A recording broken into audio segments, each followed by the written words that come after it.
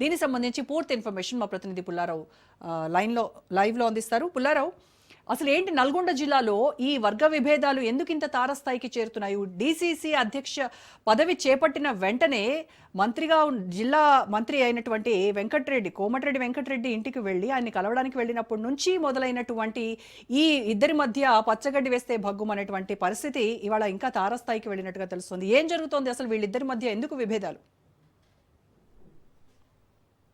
యాక్చువల్గా డిసిసి అధ్యక్షుడిగా పున్నా కైలాస్ నేతను ఎప్పుడైతే నియమించారో అప్పటి నుండి కూడా మంత్రి కోమటిరెడ్డి అదేవిధంగా అతనికి అనుచర వర్గం మాత్రము కైలాస్ నేతను ఈ విధంగా డిసిసి అధ్యక్షుడు చేయడానికి మాత్రం తీవ్రంగా తప్పడుతున్న పరిస్థితి అయితే ఉమ్మడి నల్గొండ వ్యాప్తంగా కనపడుతుంది. ముఖ్యంగా ఇదే విషయానికి సంబంధించేసి మంత్రి కోమటిరెడ్డి వెంకటరెడ్డి తరచుగా కూడా పున్నా కైలాస్ నేతను అనేక రకాలైనటువంటి అవమానాలకు గురి చేస్తున్నారని చెప్పేసి కూడా పున్నా కైలాస్ నేత అనుచరులు అయితే అదేవిధంగా బీసీ సామాజిక వర్గానికి సంబంధించిన నాయకులు ఏదైతే ఆరోపిస్తున్న నేపథ్యం అయితే ఉండడం జరిగింది.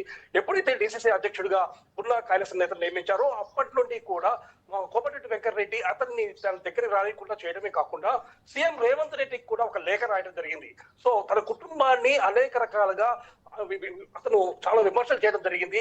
టార్గెట్ చేస్తూ అనేక రకమైనటువంటి అసలు చెప్పకూడనటువంటి మాటలతో విమర్శలు చేశాడు. అదే విధంగా ఫస్ట్ నుంచి కూడా కాంగ్రెస్ పార్టీకి వ్యతిరేకంగా ఉన్నటువంటి వ్యక్తిని ఏ విధంగా మీరు డిసిసి అధ్యక్షుడిగా నియమిస్తారు అని చెప్పేసి కూడా లేఖ రాయడం జరిగింది. వెంటనే డిసిసి అధ్యక్ష పదవి నుంచి పున్నా కైలాస్ నేతను తీసివేయాలని చెప్పేసి కూడా చెప్పిన పరిస్థితి అయితే నెలకొంది. సో ఈ విషయం అనేది రోజు రోజు కూడా చిలికి గాలివారుగా మారుతున్న నేపథ్యం అయితే కనపడుతుంది. కాకపోతే పున్నా కైలాస్ నేత ఒకటే చెప్తున్నాడు, తాను మొదటి నుంచి కూడా నికాసినటువంటి కాంగ్రెస్ పార్టీ నాయకుడిని, కాంగ్రెస్ పార్టీ అధికారంలో ఉన్నా అధికారంలో లేకపోయినా కూడా కాంగ్రెస్ పార్టీకి వీర విధేయుడుగా ఉంటూ కాంగ్రెస్ పార్టీకి తరఫున పనిచేశానని చెప్పి పరిస్థితి నెలకొంది. అదేవిధంగా గతంలో అంటే మునుగోడు నియోజకవర్గానికి సంబంధించి బై ఎలక్షన్ జరిగినప్పుడు తాను కాంగ్రెస్ పార్టీ అభ్యర్థిగా ఎవరినైతే నియమించారో అంటే శ్రవంతిని తను ఎంపిక చేసిన తర్వాత ఆ శ్రవంతి కోసం పనిచేశాను, అప్పుడు నేను పార్టీ కోసం చూశాను తప్ప కేవలం వ్యక్తుల కోసం చూడలేదు. అప్పటికి కూడా కోమటిరెడ్డి రాజగోపాల్ రెడ్డితో నాకు ఎలాంటి విభేదాలు కూడా లేవు అని చెప్పి కూడా చెప్పిన నేపథ్యం ఉంది.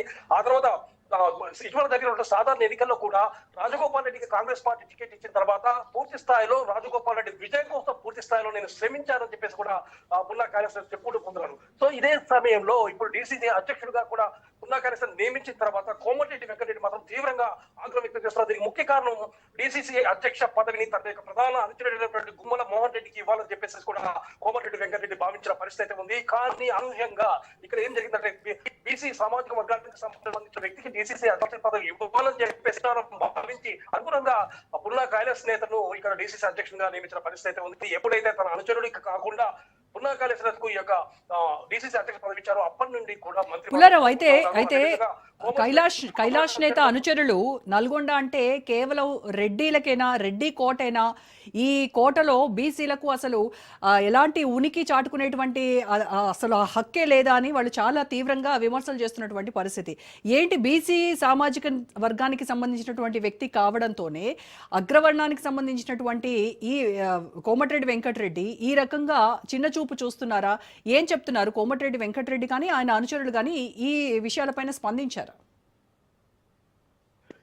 యాక్చువల్గా ఈ విషయానికి సంబంధించి ఎప్పుడైతే డిసిసి అధ్యక్షుడిగా పున్నా కైలాస్ నేతను నియమించిన తర్వాత కోమటిరెడ్డి అంచర్వర్గం మాత్రం పూర్తి స్థాయిలో తలపంగా ఉండడం జరిగింది. ఎందుకంటే మోహన్కి డిసిసి అధ్యక్ష పదవి ఇప్పించాలని కూడా మంత్రి కోమటిరెడ్డి వెంకటరెడ్డి హామీ ఇచ్చాడు. కానీ అక్కడ హామీ అనేది పూర్తి స్థాయిలో నెరవేరినటువంటి పరిస్థితి. సో ఈ సమయంలోనే కోమటిరెడ్డి కూడా ఇప్పుడు ఈ విషయం ఏంటంటే తను మంత్రిగా ఉన్నాడు, అదేవిధంగా కాంగ్రెస్ పార్టీకి సంబంధించి ఒక సీనియర్ నాయకుడిగా ఉన్నటువంటి తనను అనేక రకాలుగా కూడా అతను విమర్శలు చేసినప్పుడు నేపథ్యం అవుతుంది. ఈ సమయంలో అతని నియమించడం ఏంటని చెప్పి కోమటిరెడ్డి వ్యాఖ్యానించడము, అది ఇదే విషయాన్ని పట్టుకుని కూడా కోమటిరెడ్డి అంచర్ వర్గం కూడా పూర్తి స్థాయి కోమటిరెడ్డి ఏ విధంగా చెప్తున్నాడో అదే విధంగా నడుచుకుంటున్న నేపథ్యం అవుతుంది.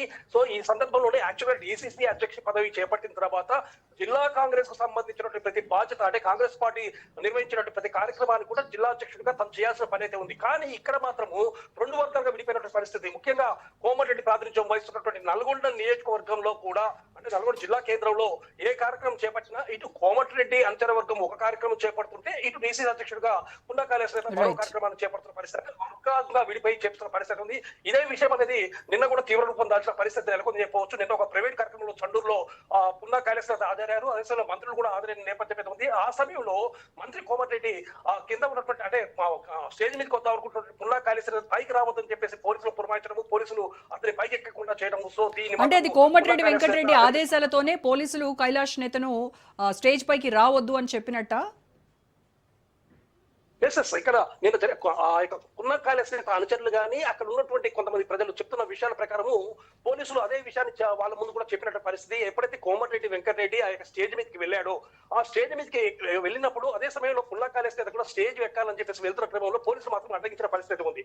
దానికి కారణం మంత్రి మిమ్మల్ని పైకి రావద్దు అన్నారు అని చెప్పేసి అతనికి ఎదురుగా కూడా పోలీసులు చెప్పినట్టుగా కూడా అతని అంచనాలు చెప్తున్నారు. అక్కడ ఉన్నటువంటి కొంతమంది నాయకులు కూడా, అంటే కొంతమంది వ్యక్తులు కూడా చెప్తున్న పరిస్థితి ఉంది. సో ఆ సమయంలో పోలీసులు అడ్డుకోవడంతో మాత్రం పున్నా కైలాస్ నేత మాత్రం తీవ్ర అవమానానికి గురై అక్కడి నుంచి వెళ్ళిపోయిన పరిస్థితి నెలకొంది. అంటే ప్రతి అడుగడుగునా కూడా పున్నా కైలాస్ నేత మాత్రము కోమటిరెడ్డి వెంకటరెడ్డి మాత్రం పూర్తి స్థాయిలో అతనికి అవమానించే విధంగా అనేక రకాల చర్యలు చేపట్టడం మాత్రం బీసీ సంఘ నేతలు మాత్రం దీనిపై మాత్రం చాలా గురుగా ఉన్న పరిస్థితి జిల్లాలో కనబడుతుంది. Right Pullarao, thanks for your updates.